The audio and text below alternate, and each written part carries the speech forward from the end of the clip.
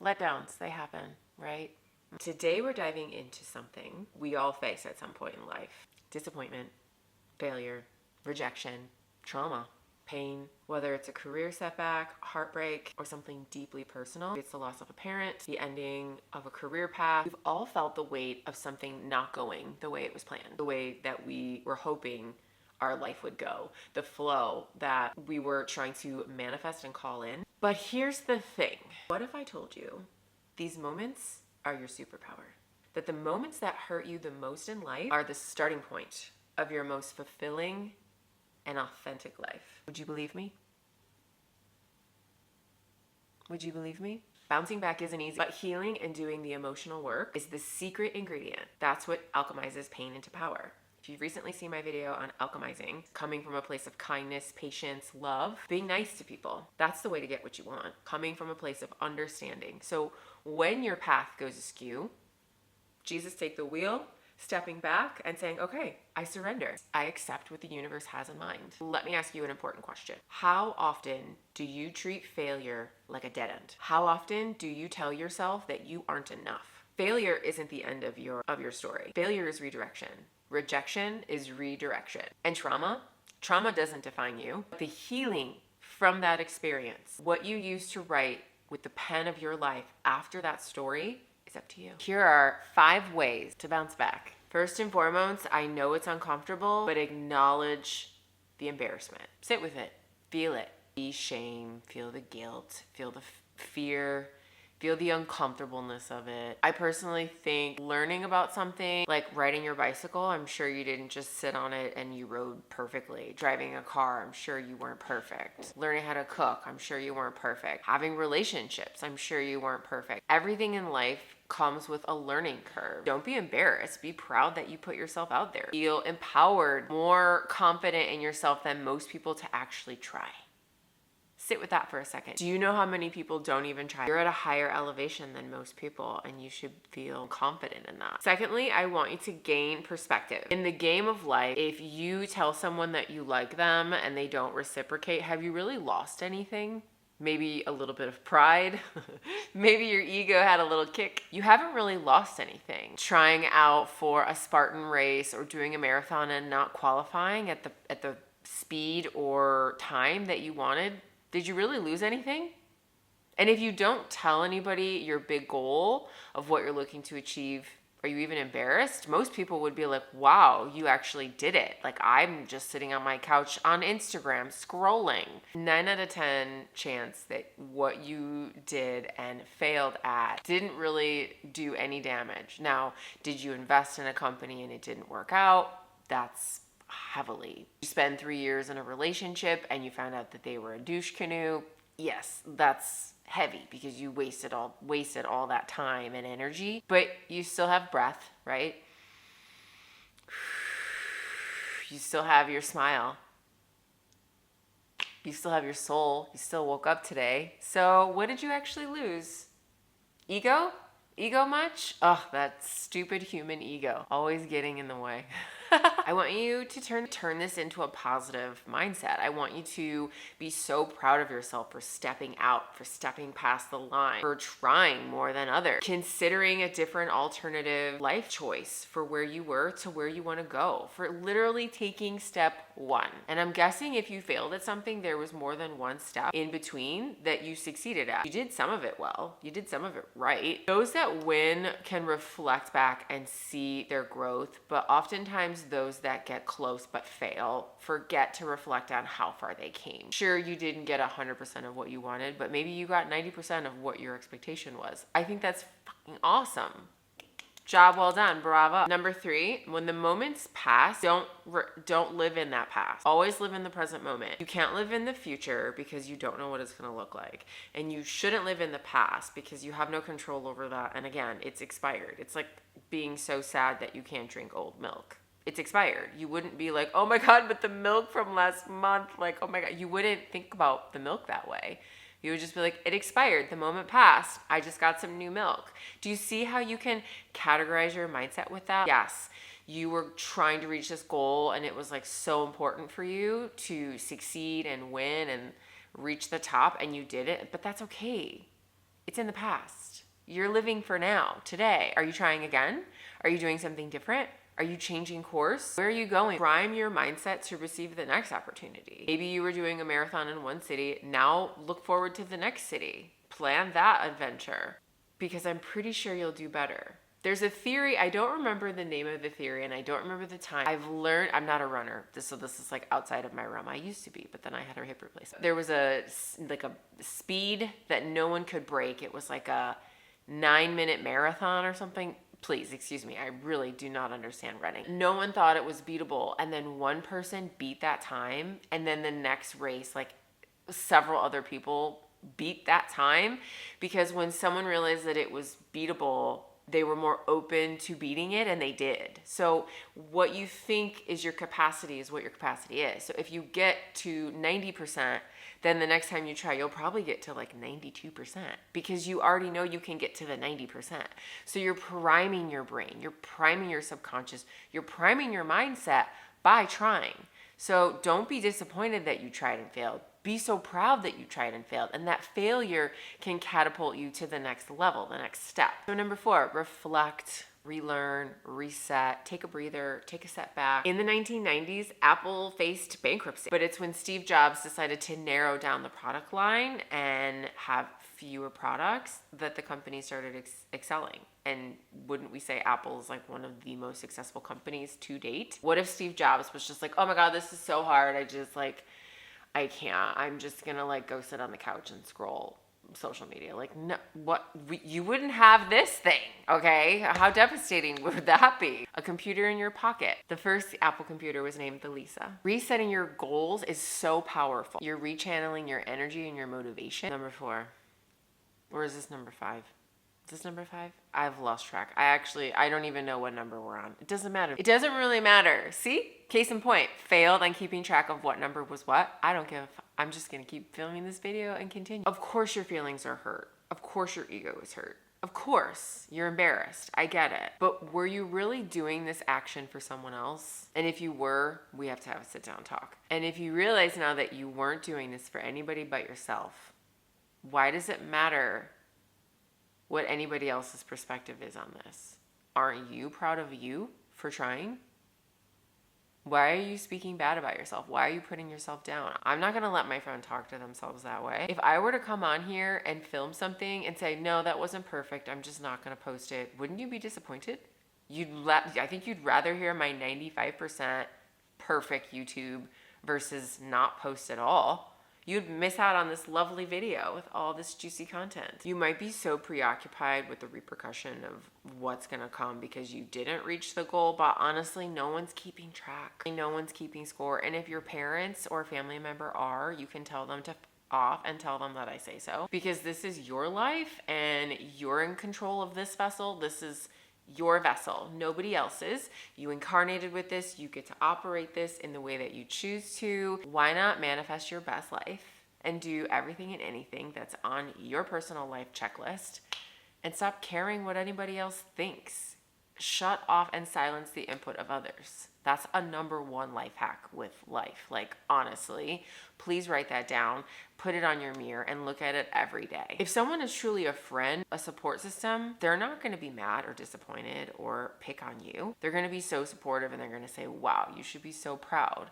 And if anybody in your life is doing or saying otherwise, you need to cancel that person and find new friends. Honestly, don't get tunnel vision that reaching 100% is the only status of excellence or completion. There are so many shades in between the black and the white that you should be so happy with that shade in the middle. And number 5, the most important aspect of this whole entire YouTube: forgive yourself.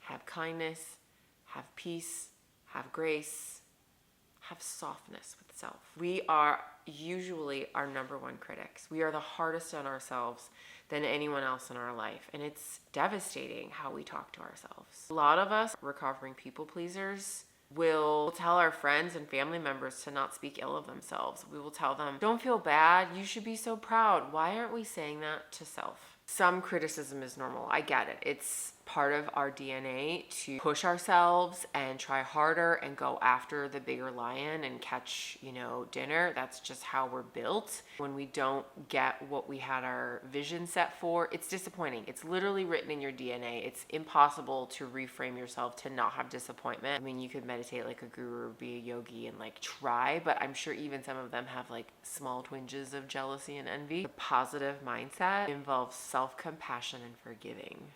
As realizing that this pain, this trauma, this upset can be alchemized into a superpower to make you more resilient, persistent, empowered. Your energy could become more channeled because you're so much more honed in. You're more narrowed in on what it is you're looking to achieve. And like I said, you've already gotten 90 or 92% there. So you already know you can get that close. So just trying again, maybe you get even to 96, 97%. Like you're just so much right there. Maybe you get it on a second chance. You won't know until you try. The delay of disappointment, self-sabotage of being like, woe is me, I got so close, but I didn't do it. I'm so dumb or whatever. And like speaking in that negative energy is just delaying your success even more. So like, don't talk to yourself that way. Forgive, move through it, release it, cry, throw a pillow, get angry. Get it out, release it, alchemize your ish, manifest your dream life. You can't get to where you want to go if you don't get out of your own way. You're the one holding yourself back. There's no one in this world that is holding you back except for you. You can try to blame someone else, but you're allowing that person in your life, so that's back on you. I'm poking at you. I'm talking to you. You're the only one looking at me right now. It's you I'm talking to. The more you can strengthen your relationship to self, love self, have patience, kindness, and understanding for self, the faster you'll move through it too.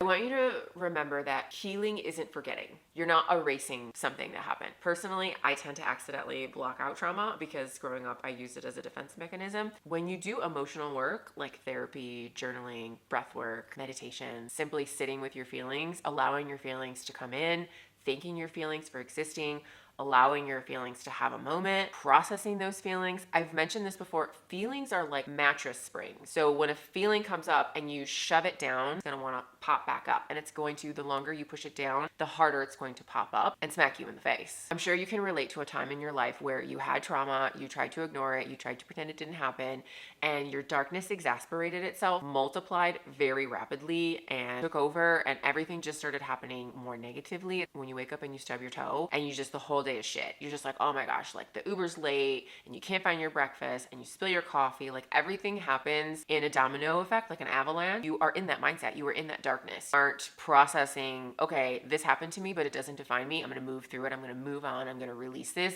and focus on the fact that I woke up today. I'm breathing right now. I am not in a hospital. I have fresh, clean water. I love myself. When you process your emotions, you're building resilience. You're learning who you are as a superhero, because you're turning that energy into superpowers. Alchemy, literally turning poop into magic. Isn't that a truffle? Comes out of poop? No? You are learning who you are without the weight of unresolved, unprocessed ish. That ish that's holding you back. So you may think that you're an advantage because you're not wasting time processing your emotions and just sweeping it under the rug. You're actually carrying unnecessary emotional weight, which is holding you back. So are you ahead in the game of life by not sitting with your feelings and processing it?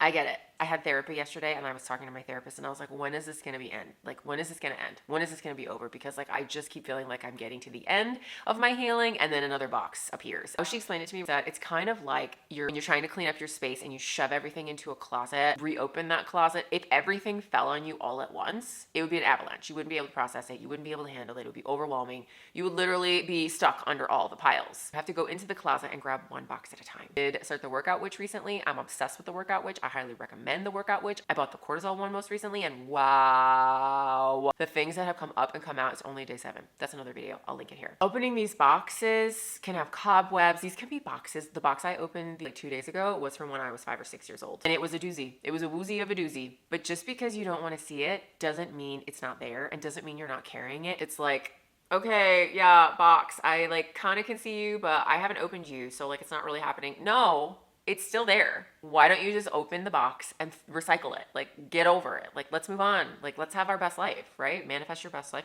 Manifest your dream life. Isn't that what we're here to do? Isn't that the human experience? At least that's my opinion. Those boxes hold your deepest wisdom, your superpowers. Don't you want superpowers? I have superpowers. Hold your dreams, your true self, your soul's divine alignment, your purpose. By working through that tough stuff, you reconnect with the part of you that's brave, creative, joyful, light-hearted. Empathy. You can now have empathy for others because you have empathy for yourself. I always preach, your number one relationship should be to yourself. When you start healing, things shift. Your boundaries get stronger, healthier. You attract relationships that nourish you, not drain you, which as a recovering people pleaser, this was a life-changing experience for me. I have so much more abundance with energy and happiness because I have removed and released all of the dark, negative people that were either holding me down, weighing me down with their stuff, not letting me or allowing me to be who I wish to be, feeling so disconnected with self. Disconnecting from those people and spending time with myself is the most amazing use of my time now. Are you utilizing every hour that you have? Are you living in authenticity and to the max? On your deathbed, are you going to go, oh shit, oops? I don't want that for you. I want you to manifest your dream life. I want you to wake up every day so excited to be alive, and I want you to go to bed every night so ecstatic with the way you spent your day. And when you start healing, the goals that you once felt were impossible are now achievable. They suddenly feel so close, so within reach. Listen, I'm going to be real talk with you. Life is not about avoiding failure and pain. It's, I believe, literally what you signed up to do as a human soul. That is a human experience. Being the first at the line to work through your ish will be so rewarding with the gifts and magical abilities that you receive. I promise you. It's like a money back guarantee. I promise you. You processing your pain will open the floodgates to abundance with love, finances, the way you feel about self, opportunities, things you will open in your heart, will let everything flow in effortlessly. Every scar, every misstep, every experience is what you came here to do, to feel, to process, to live. You're not broken. You're becoming.